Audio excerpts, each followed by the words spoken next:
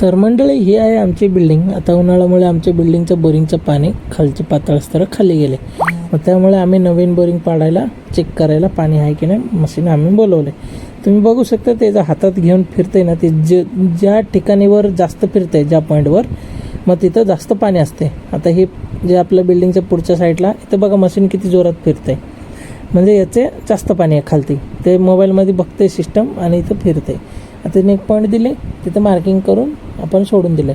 मग त्यांना घेऊन गेलं आपल्या बिल्डिंगच्या मागं, कारण आपल्याला 2-3 पॉईंट शोधायचे होते. मग बिल्डिंगच्या मागं गेलं.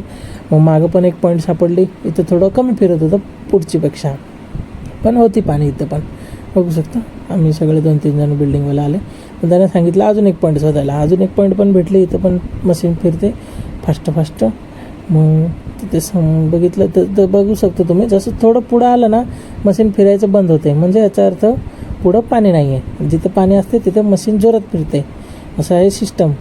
आणि बघा तुम्ही बघू शकता, जसं पुढं आले की बंद केलं त्यांनी आता, नाही तर बंद होते. मग तिथून अजून एक पॉईंट शोधायला सांगितलं आम्ही.